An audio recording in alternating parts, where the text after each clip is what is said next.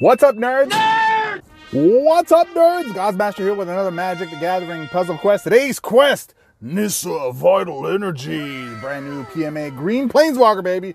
I'm going to do three things as a result of this video. I'm going to actually spotlight as much detail about her abilities, how they work, how you can synergize those abilities. And I'm going to spotlight different builds and different techniques and tactics to be able to use her abilities so you can make a decision as to whether or not she's worth the IRL money. That said, before we get started, as always, huge appreciation, big gratitude, and always a big mountain of thank yous to Oktagon for giving me early access to this Planeswalker. You know, the real question I'm sure everybody's asking, is she better than Nissa Worldwaker? Is she better than Ren and 7 Goz? Great questions. We will answer all of that and wrap up my final review here shortly. But first, Nissa is a mono green walker with 103 life, which is low, a little low. Too low for mono walkers. Again, Octagon, I'd love to see mono walkers kind of have a minimum default of at least 120 plus. And the biggest reason is because they don't have a lot of diversity. So if their life totals are lower and they have things that they need to do in order to stay alive till the end, then that's what they should have access to. It's just a little bit more life. Not too much to ask. Another 17 points makes a big difference when you're in the events. She's got 3 loyalty abilities: Leyline Amplification, 9 mana. Until end of turn, your green mana bonus becomes 8. You may shuffle the board. If you do, create a forest token. And that's our typical 1/1 forest token that you get from there. So you get a 1/1 weenie and you get to shuffle the board. And you get to take your green mana bonus from 7 to 8. Okay. 15 loyalty for Animist's Call. Create 5 elemental tokens. Your elemental creatures gain the Leyline. I'll cover all of those things here in a minute. And third, and not least, 21 loyalty for World Soul. Create a World Soul token. Pick one of the first 4 different creature cards from your library. Fetch that card. If that creature has Leyline already, it gains full mana. Otherwise, create 4 forest tokens. So you get a creature, it doesn't have Leyline, then you get 4 forest tokens. If you do grab a creature and it does have Leyline, it gets full mana and you don't get the forest tokens. FYI. All right, so let's go through the abilities here. So the element, well, the forest, you know, as I said before, it's a 1/1 weenie creature. The elements are 5 tokens, elemental tokens. So you get 5 of those. You get a 25 creature for 15 loyalty. That is beast, but that's not all. Leyline. When you match 3 or more green gems for the first time during your turn, this creature gets +X until end of turn. X is the amount of green gems on the board. It's silly. That stacks really, really quickly. That is the ability. That is the ability that just rocks. I will demonstrate here very quickly. And then the World Soul token is a support card, emblem 3 token at the beginning of the combat. On your turn, your first creature gains trample until end of turn. Now, if you control 2 or more creatures with Leyline, so if you have elementals, give them Leyline, this counts. Instead, your creatures gain trample and haste until end of turn. Now, what's important to note, let's think of the sequencing for the haste. The haste will happen as long as they have Leyline, but if I have to activate my loyalty ability to give them Leyline in the first place, so I cast them, I activate my secondary ability again somehow, or they're on the board and I do that, they're not going to need haste. So this is really the haste is really only going to matter for creatures that are in your library with Leyline. So that if you have this on the board, then you cast the creature, it has Leyline, hits the board, even if it has Summoning Sickness, it'll still have haste because of this token support. So something to note, if you want to play your third ability and you have Leyline creatures in hand that are ready to cast, it matters. You can get this on the board, it'll give them haste, good deal. If they do not have Leyline, is it worth using this ability? Only if you have like Berserk or something like that and you want it to get trample so it doesn't get stopped? I don't know.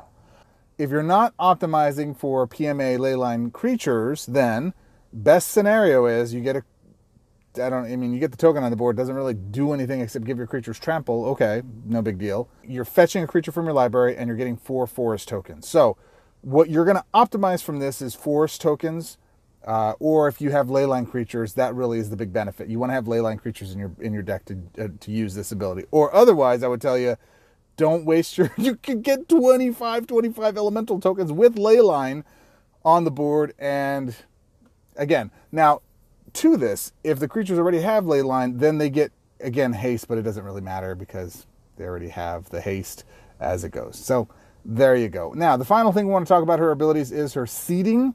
I'm going to talk about seeds right now.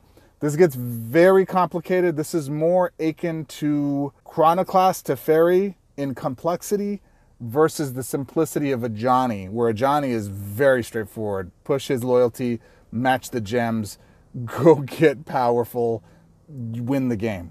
These ones are a little more involved. Not quite as heavy as Chronoclast, but not as easy as a Johnny. When you make a 4 or 5 match by swap, so you have to match the swap, you're going to get 2 seeded gems. You're going to seed the board twice.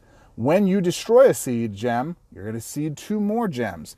This effect can trigger only once per turn. So you can't nuke the board and expect to get a bunch more seed gems. You only get it one time. So if you have 2 on the board and you destroy 1 only, then you get 3 on the board, right? If you have 1 on the board and you destroy, or I'm sorry, if you have 2 on the board and you destroy 2, you get 2 on the board. If I have 5 and I destroy 5, I get 2. So final thing I want to cover before we get into gameplay is what seed actually looks like. So I took this snapshot. Oktagon, let us be able to pull these inside of the Planeswalkers in advance so we can read these things. Really important we're able to look at this stuff because this is how I had to get it done. So seeding, when you make your first yada, yada, yada, yada, right? I just read that. But here's what a seed is. When a seed gem is destroyed, you gain 1 mana for each creature you control, including their reinforcements. Seed gems count as improved gems. So the gameplay here is the more tokens, the more stacked creatures, reinforcements you get, the more mana you get to your hand. These can get ridiculous really quickly if you build towards putting a bunch of creatures on the board, stacking them up with tokens, and creating all kinds of fun stuff that way. I'm going to show you a couple really silly builds to get that done. But before we jump into that really powerful version, let me show you the Pauper version because this actually works surprisingly well. Let's get to it. Okay, so here's our Pauper build. We're going to be talking about using the abilities of this Planeswalker. We really got to talk about using elementals. Elemental! Brushfire Elemental, 9 mana, with haste, trample, 2/2 Elemental, landfall green. This creature's base power becomes 5 until end of turn. Pretty often you're going to be doing that because you're landfalling a lot. If you do get landfall red, this creature gets +3/+3 until end of turn. Cool. There's no limit to that. Oh, actually, each of these effects can trigger up to 1 time per turn. So you can make them a 5/5 1 time per turn, which obviously, but you can only give him +3. So essentially he can become an 8/8, but realistically it's not going to happen. You're going to get him as a 5/5, but that's okay, because that's not what's going to be making him big. You'll see. Tangled Florahedron, 8 mana, land forming, 2/2 elemental. When this creature attacks, convert 2 gems to green. Field Trip, want to convert 6 gems to green, and then you want to learn. Rockfall Veil is the only mana we're running here, red. So we have that red conversion for the synergy of the first creature. The removal is Mortality Spear and Binding of the Old Gods. It also synergizes with the 1 of land drop we have. Eureka Moment. And the next strategy is just something I'm kind of experimenting with. This is Gather the Pack. I find myself as of late that the Shuffler's not fine, folks. So what I'm really doing is trying to optimize having the creatures in hand that I need. So Gather the Pack puts them in the yard, also puts it in my hand. But if we're going to put them in the yard, Diregraph Rebirth, pick one of the first 4 creature cards from your graveyard, move that card into the battlefield under your control. Some of them have haste, they're pretty good. Okay, so Nissa baby, let's go. All right, so we're going to mute that down. We're actually going to have that in place. We're going to mute that down just in case we really get a stupid cascade. Look at that, we get a 5 swap for this, and it's real simple, guys. You want to match 4 swaps immediately. You want to get as many 4 swaps as you can possibly get, because that's what's going to put the seed gems on the board. You want to destroy 1 at a time where you can, because that will convert more. I'm going to match this. I really don't want to match this, but I have to match this. Is it every turn? No. Let's go here. This is what I wanted to see. Boom. When you make 4 or 5 match by swap, it's any time when you destroy. Okay, so I can do this multiple times, right? So if I do another one, boom, it should give me 2 more seed matches. Okay, cool. I'll take that. That's nice. All right, let's go. We want to get our creatures out here as quickly as we can. Actually, we want to do this. And that. No, we don't want that yet. We do want... Yes, let's just go there. Actually, we really want to get this out before we do the others. You'll see why here in a second.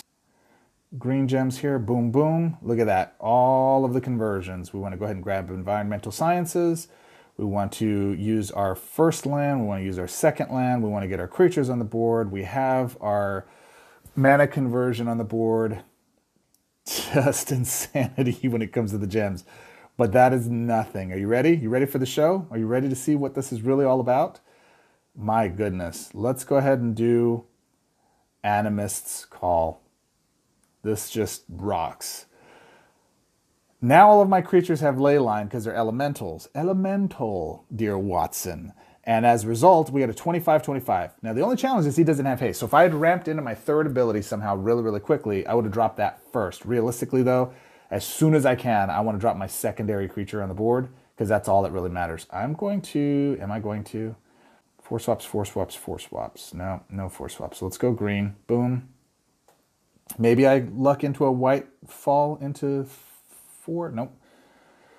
Okay, so everything's on the board. I get lots of conversion while that attacks, and we go from there. Now, we want to start breaking seed gems, but we got to get more seed gems on the board. So let's see. Can we do it? Is there a 4 swap here somewhere? We can go here. Boom. So we match that. Now you're going to see all of my guys get plus whatever because of the green gems that are on the board. There's not a lot of green gems. I need more green gem conversion. Dude, it doesn't even matter. I got a 25-25 swinging for bull lost face. It's just insane what it's doing. Now, that creature gives -1 to everything. Oh no, what will I do? So difficult to decide how to play this part. Yeah, so we just broke a gem automatically. Let's go break some more gems, shall we? And I don't think we have anything in the yard right now. And we don't need to do that. So let's go here. Boom, we do it again. All of my creatures get pluses, so I get a 20. I went from a 1-1 to a 21-21. Let's go ahead and bring out, let's bring out you. It doesn't really matter. It's the same thing. Boom. Boom.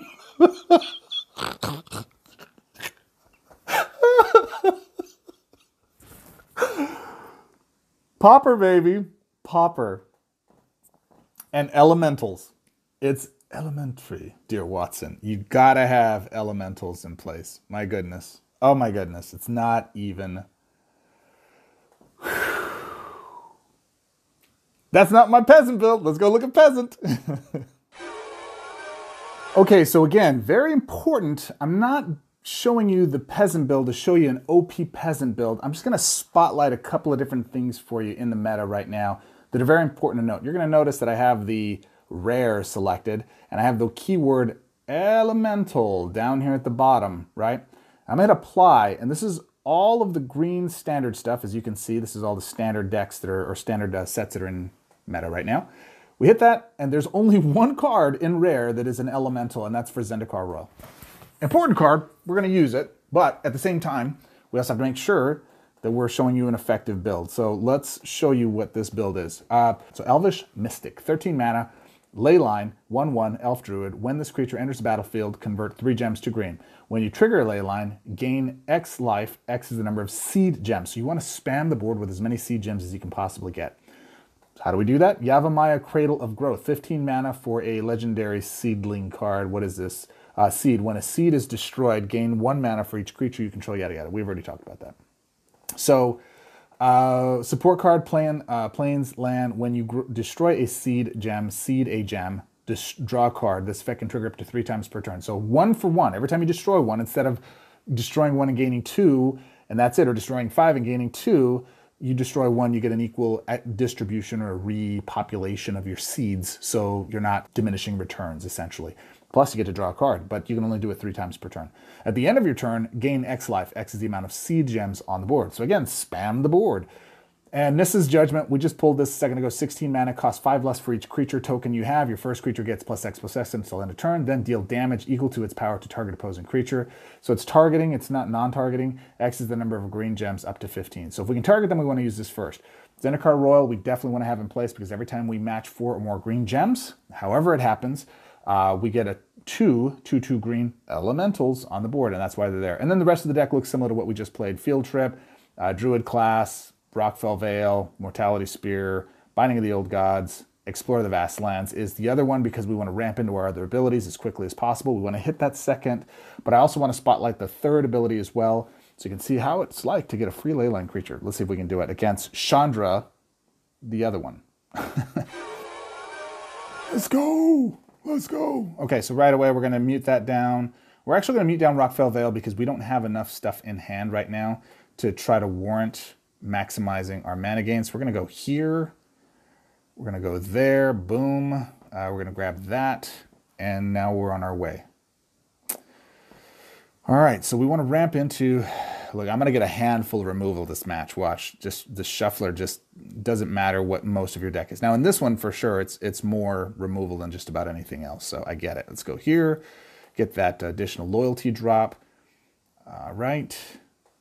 And then we'll get a land on the board this next turn. We'll go another field trip. I have no problem with that setup. It's all set up. Right now, it's all just about the setup. Let's go. Boom. There we go. More green conversion. Let's go. Pull some more lands out of the library. We're thinning our deck, ideally, so that we're going to be drawing into more of our power cards as we go along. Now, one other strategy I played here for a minute was I'd use the 3 mana casting cost Reclaim to be able to put the first token on the board. I'm going to demonstrate the first one. Am I going to demonstrate the first one? I really want to get to my third. Yeah, let's do it. So we're going to use our first one. It's going to give us 1 forest token. It reshuffled the board. Nothing really dynamic here. I mean, it's kind of a weak play. It's the best part about this is if you have this token on the board and then you use Reclaim, you can kill it and put 12 mana into your hand. So it has some functionality, but realistically, that's not the play, man. The real play is getting to your third or your second as quickly as, really your second as quickly as possible. So I will be now focusing on doing that for the rest of this turn. I just wanted to demonstrate what that looked like so that you can see. I get comments all the time. Why didn't you do more of the first ability? Why didn't you do? Because it sucks. It's not a very good ability. That first ability is kind of worthless. It's nowhere near as good as some of the other Nissa stuff that's out there. So that's the truth. You know, I'm telling you the truth. What do we have out here? Can I destroy some stuff? I think I can destroy some stuff. Can't I? Doesn't this... Where is my... Yeah, let's go ahead and get the gem conversion out. I have something there. I don't know what that is. Boom. I don't know what happened there, but let's get into our third ability. Come on, man. Doing 1 point of damage, sending a message. Let them know we're in it to win it. She did not take the 5 red swap. Chandra, what are you doing with your life? What are you doing with your life? If you don't want to give it, if you don't want to take it, I'll take it. If it's not going to convert, it converted out. Of course it did. Of course it did. All right, so that's a token, so I can't kill it with my Mortality Spear, which I have fistfuls of, right? But I do have this, so let's go ahead and do that. Let's go here. Boom, that's not going to be right. Nope, I'm 1 off. Misjudged. All right, let's see what Chandra's got for us. Come on, Shandy.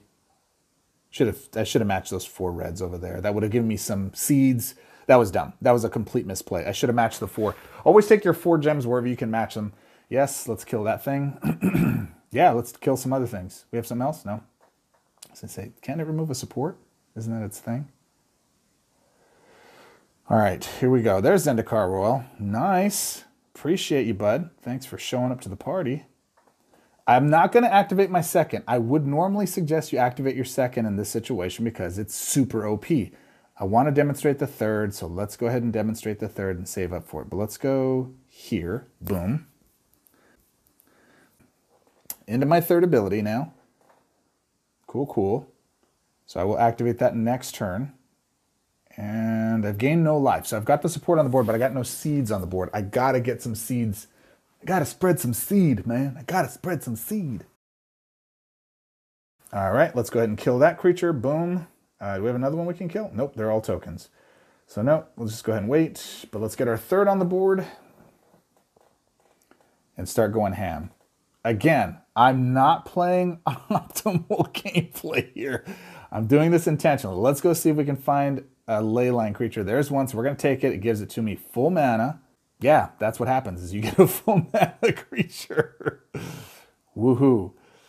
Let's actually go here. That gives us a couple different drop options. Cool, we cascaded into that. We're into our first ability already. We got some conversion. We got our second creature to hit the board. We pop some leyline stuff. got some gems. We're going to do some more green conversion. Look at that. Just sassy. Did somebody say sassy? Very good.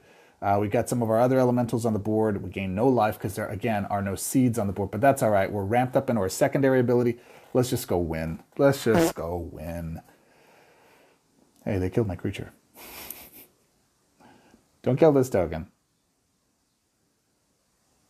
Yeah, I mean, if we can kill something, let's go. Yeah, all right, cool. We'll take the enchantment out. I got no problems taking an enchantment out. Otherwise, it just sits in my hand and does nothing. All right, cool. Let's go. Create 5 elemental, 5/5s.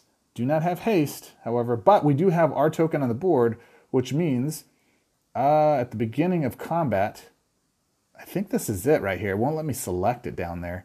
God, my eyes are getting so bad, gang. It's hard for me to see with all the affected gems and improved gems. It's hard for me to look at the board and not just kind of gloss over good swaps. There might have been 5 swaps and I just couldn't see them. Now that thing works, so my 25/25 has haste now. I gain no life because we have no seedlings on the board. I got to make some 4 matches. That's the one criticism I have about this. It should be every time you match by swap. I don't know. I don't know if that's the key. I got a 5 swap here. Let's see if we don't convert out of it though. Okay, come on. No conversion for those ones. Ah, look, it took it. It's all right. It's okay. I'm actually not going to match this 4 swap here.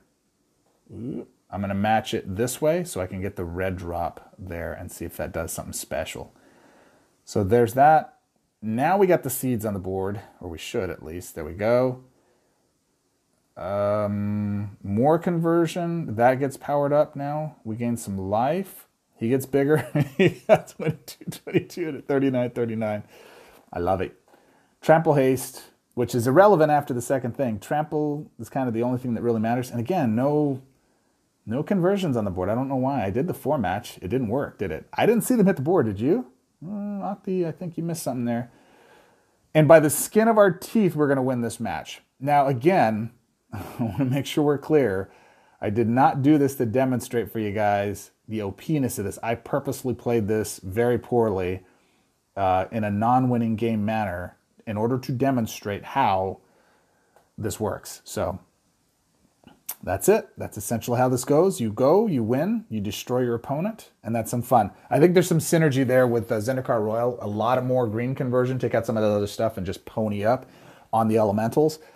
I wouldn't play the leyline creature. I don't think he's that fantastic. He's okay when he drops on the board, but he does have that leyline function already, so he doesn't have to be an elemental to get that. He just has to have leyline, and that's the key. Maybe a better strategy is to take the one spell that you have that actually turns a creature into leyline, and that would give it the other bonuses so you could put a more powerful creature on the board. That's probably a more sound play. Go experiment with that and let me know what you think. But before that, let me show you my Mythic build. Okay, so I have shot this a couple of different times. I'm going to try one more time here to get this out. I want to get this out to you guys here today. So it took me a little while to adjust and get my platinum card. I was actually chasing a card within the PMA green account, but if you probably already know. If you don't, there's been an update we've had, and as a result, they've released a bunch of new cards into the PMAs. Currently, the way it's designed is all of these cards inside of the PMAs have the red, blue, black, blue, white, green, etc. And there's like 9 new cards, I believe, for each one of them. However, there's also a bunch of cards that are colorless. And the way it's designed is, instead of spacing the colorless ones throughout individually in those packs, the way they work now is if you have reds to go get, like we do here, you're going to see towards the back here, you're going to see some Kaleidos Stone, which is a colorless artifact rare, and Fist of Suns, which is a colorless rare. Those cards, I think there's 4, Coalition Relic, as well as Chromatic Star, and I think there's one more here, Door to Nothingness. So these 5 colorless cards are in all of the sets. Now the downside to this is that means that if you're chasing blues, you got to go through 5 colorless cards, which you're probably going to get first before you get your chase cards, prior to getting them. The upside to that is, where there is a silver lining here, is that you're able to then go get the cards you want from a different pack easier because there's only going to be those 9 cards. Now, there was a plan. Originally, it was designed that on the 28th of February, we were going to have all of these combined into one pack, which would have made this absolutely a monstrous thing to go through. And my approach to that was, okay, good, we have good cards, we have new cards, very powerful cards for new to mid-level players. Probably better to chase some of the cards in here like Moxes and especially the blue. I think blue has the best cards in the set, which is Time Reversal. I think it's absolutely a chase card for me, but it's not so make or break that it's going to change your life. I think this is a better card than Days Undoing, but we will see. The point here is if you go after blue first, you're going to have to go after all of those colorless cards in addition to any cards you may not have caught from the PMAs beforehand in chasing of this card. Some people have not updated yet. If you're one of those that held out, let me know in the comments below so that they can actually go get the gold they want to keep their pool of chasing Moxes limited. There's a lot of different strategies to go through this. Here's my point. A lot of folks are looking at this as a big money grab by Oktagon. Personally, I think it's a good thing. You know, we have lulls in between new sets as they come out, and as they do, that's a great time to save up your gold, go take a stab at or two at some of the PMAs. The challenge is, Oktagon was saying they were on the 28th going to combine all of these into one big pool, which is going to make it really tough for you to chase some isolated cards that you want. However, as of right now, as of this recording and as of this posting, they're saying they're going to hold off on the 28th merger, and they're going to wait until sometime after that. They may wait. They have not said they'll wait indefinitely. I'm not anticipating that they'll wait indefinitely before they make that big pack combination. However, it looks like it'll be delayed for a bit until people have enough time to get access to it, maybe another 30 days or so. Who knows? It's up to you. You make the choices that are better for you. With that said, let's get back to evaluating Nissa. Okay, here's my Mythic build. Now, here's what's very interesting. This is the card I was chasing and why this video has been delayed as long as it has. There's always a delay, guys. There's always a delay. Always late. Well, this one is really the card that I was chasing after. I got the Mox, and I actually got the Mox prior to this, and I like the Mox, but that's a different story. We'll talk about that differently. This is actually the one I'm chasing because I think this has a lot more functional use in green than a Mox will, because frankly, let's be honest, green now has ever standard really good mana conversion or green gem conversion, and as a result of that, that's the ramp that you need. That actually allows to a lot more combos and does a lot more things. But Dryad Arbor, 14 mana, support card, land, forest, Dryad. So it is a land, very important. When you cast this card, destroy a seed gem. If you can't, seed 2 gems.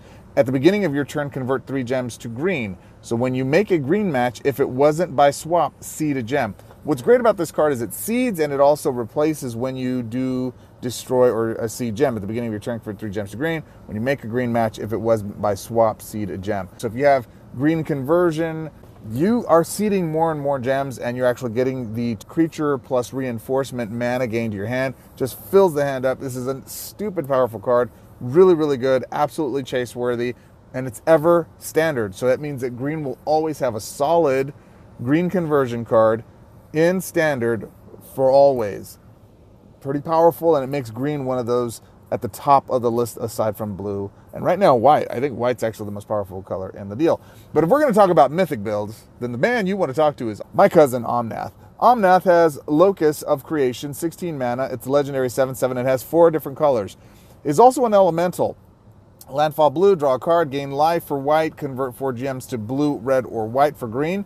Deal 4 damage to your opponent's Planeswalker for red, and each of these effects can trigger only 1 time per turn. Lame. It would really be neat if Omnath had the ability, like the actual paper magic card, the one that got banned, to be able to just do the things through infinity, but it doesn't, and as a result, he's very limited. But he is fun to play, but we're really playing him for 2 big reasons. Number 1, he's a 3. He's a 7/7, he's 4 colors, and he's an elemental. Why is that important? Because Mascot of Exhibition, I'm not even going to go over it, I'm just going to show it to you.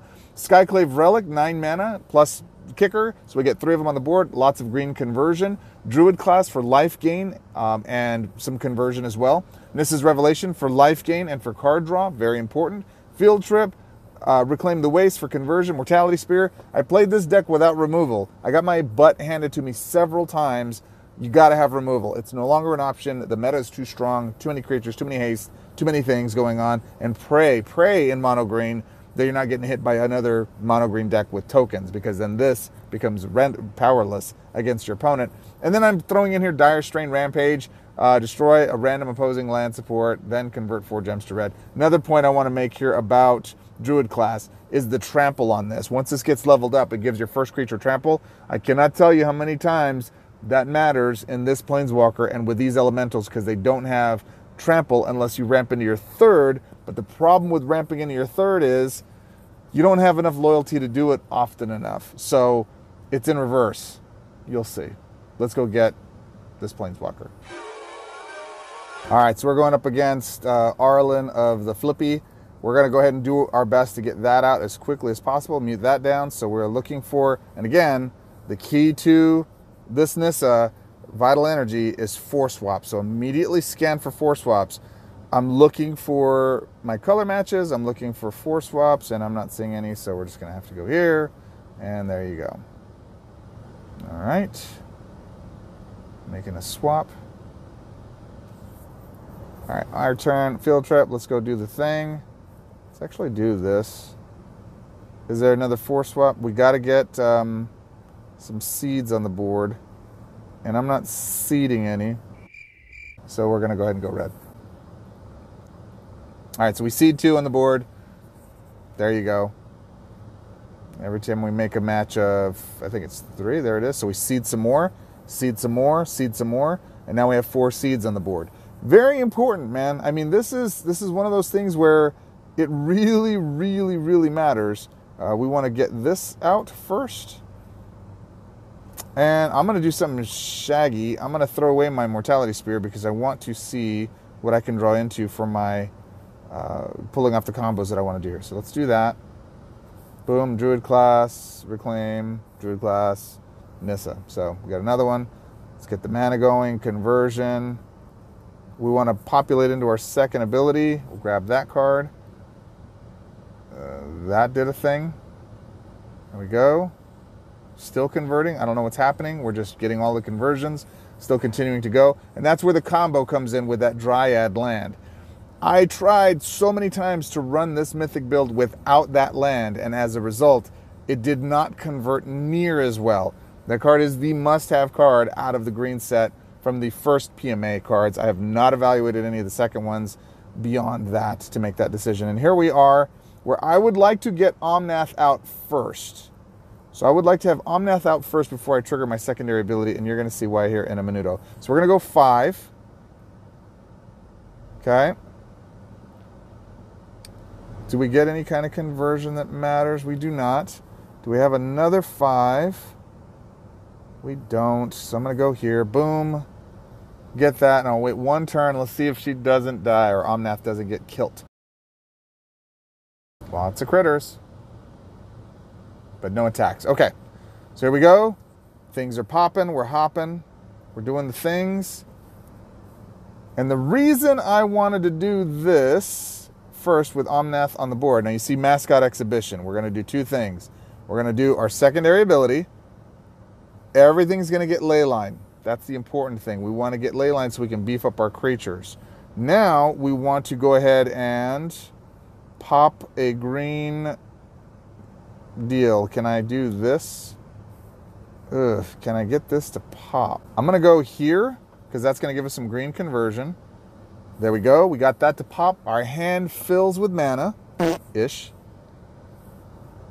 We are still converting. There we go. We get some more. Our hand fills with mana, like I said, because that Dryad hits the board, pops a seed gem, and gives us mana. That card is ridiculous. It's insane. But now, I want to pay attention. It's going fast here. I gave leader to Omnath, and now all of the all of the elementals are now Omnath reinforcements. So I've got 9 7/7s on the board, plus Leyline, plus Seed, plus all the other things. Now this strategy is very susceptible to removal and to disability lockdowns to keep your creature, you know, baited and down forced. But come on, man, it's a 63-63. Ooh, doggy, I like that. I like that a lot. All right, so let's go here and let's just do the thing. Let's go ham with our secondary ability. Wang wang. Let's get up to 98, and then we're going to, we want to pop a Smurf. Let's go here. Boom. Some more green conversion. Get some green drop. We don't have any seeds on the board, though. Look at that. I wonder if I missed a 5 swap somewhere. That should have seeded. Again, I really don't like that. The only way we can get the 4 deal is by match. It should be any landfall. I mean, that's the point of green. Because at this stage, we're already winning. There's no reason for us not to. You'll notice also that I didn't use my third ability really hardly throughout this video. It's in the wrong place. It's functionally ineffective. And it doesn't help us in the winning. Okay. That is the way that works. That's a lot of complaining for a devastatingly powerful Mythic build. But it all hinges on that Dryad card. You need that land. It makes a big difference. All right, with that said, let's go to the final thoughts and wrap this puppy up.